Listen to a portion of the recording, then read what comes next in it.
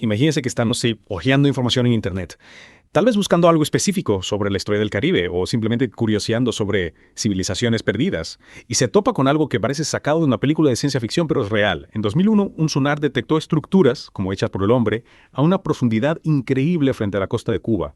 No estamos hablando de leyendas de piratas, sino de datos científicos que nos hacen replantearnos todo lo que creíamos saber. Exactamente. Y en esta inmersión profunda nos vamos a sumergir de lleno en el misterio de estas posibles ruinas submarinas cerca de Cuba. Vamos a usar como fuentes, resultados de expediciones, opiniones de geólogos, arqueólogos y hasta un vistazo a las leyendas locales. A ver si podemos entre todos descifrar este enigma. Sí, la idea es que al final de nuestra conversación usted tenga las herramientas para entender qué significan estos hallazgos, si es que significan algo. Ya sabe, para nuestra comprensión del pasado del Caribe y quién sabe quizás de civilizaciones perdidas. Empecemos por el principio. ¿Cómo se descubrió todo esto en 2001? Bueno, pues en 2001, una compañía canadiense, Advanced Digital Communications, estaba trabajando con el gobierno cubano en la búsqueda de galeones españoles hundidos. Estaban explorando la costa occidental de Cuba. Liderando esta expedición estaban la ingeniera marina Paulina Selitsky y su esposo Paul Weinsblack. Buscaban tesoros de barcos perdidos, pero se encontraron con algo mucho más intrigante. Sí, mucho más.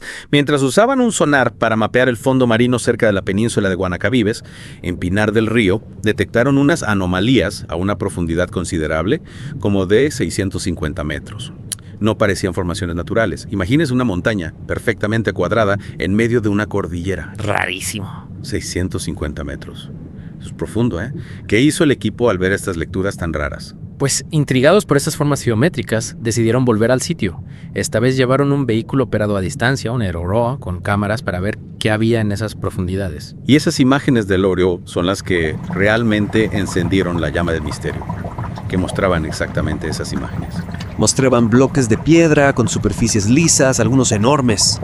Pero lo más llamativo es que parecían artificiales, como construidos. Cuénteme más. ¿Qué características concretas les hicieron pensar eso? Había estructuras simétricas, como un diseño de ciudad en cuadrícula. Líneas rectas, ángulos rectos. Algo que no se ve en la naturaleza así, como calles de una ciudad antigua, pero sumergidas en la oscuridad. Increíble. ¿Algo más? Sí, también vieron formas piramidales, algunas escalonadas como las pirámides mesoamericanas, pero a una profundidad y con una antigüedad potencial mucho mayor. Y también disposiciones circulares de piedras como cimientos de edificios. Mencionó que algunos bloques eran enormes. ¿De qué tamaño estamos hablando? Algunos se estimaron en hasta 5 metros de largo. Y lo interesante es que parecían cortados, moldeados, como si alguien los hubiera trabajado. Y la disposición general de todo sugería un diseño urbano, con áreas conectadas por lo que podrían ser calles o caminos. Claro, aquí es donde uno empieza a imaginar ciudades perdidas. Pero hay que ser cautos. Estas son interpretaciones basadas en imágenes de sonar y videos, con la visibilidad limitada que hay a esas profundidades. Por supuesto. Es importante recordar que todo esto se basa en análisis visual de las imágenes. La calidad no siempre es la mejor, y la forma en que la luz se refracta bajo el agua puede distorsionar las cosas. Y algo fundamental es que no hay pruebas físicas, ¿verdad? No se han recuperado fragmentos de estas estructuras para analizarlos. Exacto. Esa falta de evidencia tangible es un punto clave para la cautela de la comunidad científica. Hablemos de los expertos. Tenemos a Manuel Iturralde, un geólogo marino cubano que ha estudiado este caso. ¿Cuál es su punto de vista? Iturralde dice que las estructuras son inusuales, sin duda, y que hay que investigarlas más a fondo.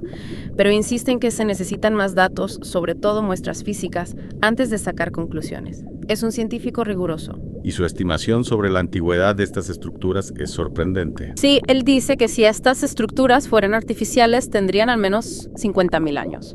Es una estimación basada en la profundidad a la que se encuentran y en los cambios de nivel del mar a lo largo de la historia. 50.000 años. Eso es mucho antes de cualquier civilización avanzada conocida en la física. Y él mismo lo ha señalado, ¿no? Claro, él dice que no conocemos ninguna cultura con la tecnología necesaria para construir algo así hace 50.000 años. También hay un arqueólogo de la Universidad Estatal de Florida que es escéptico. ¿Qué argumentos tiene? Bueno, él dice que no hay ninguna otra evidencia arqueológica que respalde la existencia de una civilización tan avanzada en las Américas en ese periodo. Para él, simplemente no encaja. Entonces tenemos, por un lado, formaciones inusuales que sugieren un diseño artificial y por otro, la falta de un contexto arqueológico que lo explique. ¿Y qué hay de investigadores como Graham Hancock, que proponen teorías más, digamos, no convencionales? Hancock y otros sugieren que estas estructuras podrían ser evidencia de una civilización perdida. Incluso hablan de la Atlántida. Pero, ojo, estas ideas son especulativas, no tienen respaldo de la arqueología convencional. Claro, la Atlántida siempre sale a relucir, pero también está la posibilidad de que todo sea natural, ¿verdad?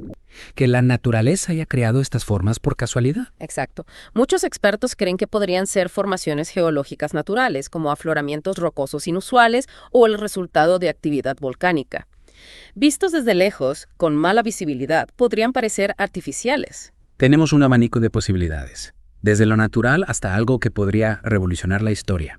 Profundicemos en algunas de las teorías. Empecemos por la Atlántida. Bueno, la idea de que estas ruinas sean la Atlántida es muy atractiva, pero la mayoría de los científicos la descartan. No hay evidencia arqueológica sólida y la ubicación no coincide con las descripciones de Platón. Vale, descartamos la Atlántida. ¿Qué otras opciones hay? Se ha hablado de una civilización americana sumergida, ¿verdad? Sí, esa teoría es más plausible. Conocemos casos de ciudades antiguas sumergidas por el aumento del nivel del mar, como Dwarka en la India o Pablo Petri en Grecia. Así que la idea de una civilización americana desconocida que corrió la misma suerte no es descabellada, aunque la profundidad sigue siendo un problema. Y una conexión con culturas más recientes, como los mayas o los aztecas. Es posible. No por la profundidad.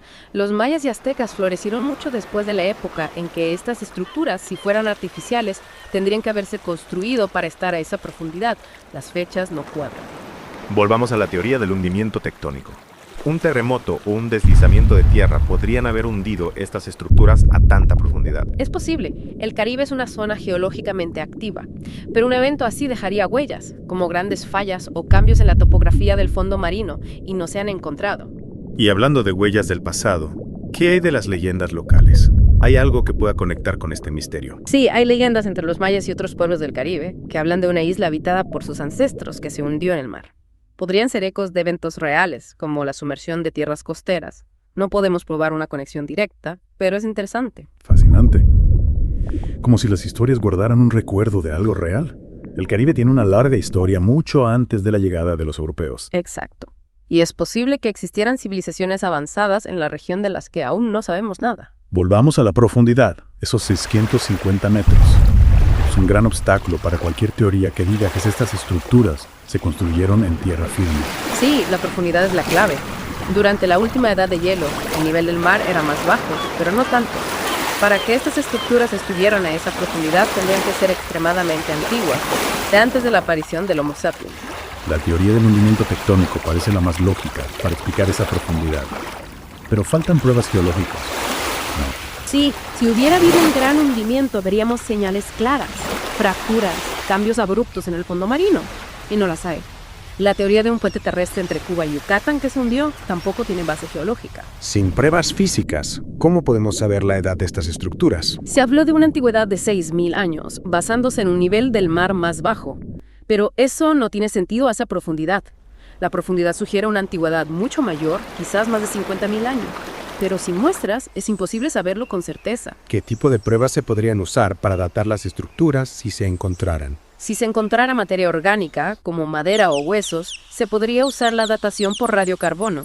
Si se encontrara cerámica, se podría usar la termoluminiscencia, pero sin esos materiales no podemos saber la edad. Imaginemos que estas estructuras son realmente artificiales y tienen 50.000 años. ¿Cómo cambiaría eso nuestra visión de la historia? Sería revolucionario. Implicaría que existieron civilizaciones avanzadas en América mucho antes de lo que pensamos. Cambiaría nuestra comprensión del poblamiento de América, la tecnología antigua y las interacciones culturales, y nos llevaría a explorar otras anomalías submarinas. Pero también es posible que sean formaciones naturales, ¿verdad? Claro, incluso si son naturales, siguen siendo fascinantes. Nos hablan de los procesos geológicos que han moldeado nuestro planeta, aunque no tendrían el mismo impacto histórico. Para terminar, ¿qué ha pasado con la investigación desde 2001? Hubo mucho interés al principio, pero luego todo se silenció. Sí, al principio el gobierno cubano, el Museo Nacional y National Geographic mostraron interés. Pero no ha habido más expediciones ni nuevos hallazgos que se hayan hecho públicos. ¿Hay alguna teoría sobre por qué se detuvo la investigación? Podrían ser razones políticas, falta de fondos o la conclusión de que son formaciones naturales. Sin información oficial solo podemos especular.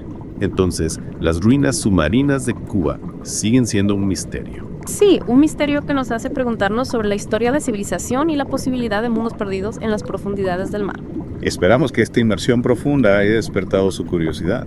Le hemos mostrado lo que se sabe y lo mucho que aún no sabemos sobre este enigma. Ahora le toca a usted. ¿Qué cree que son estas estructuras? ¿Y qué otros misterios del océano cree que merecen nuestra atención?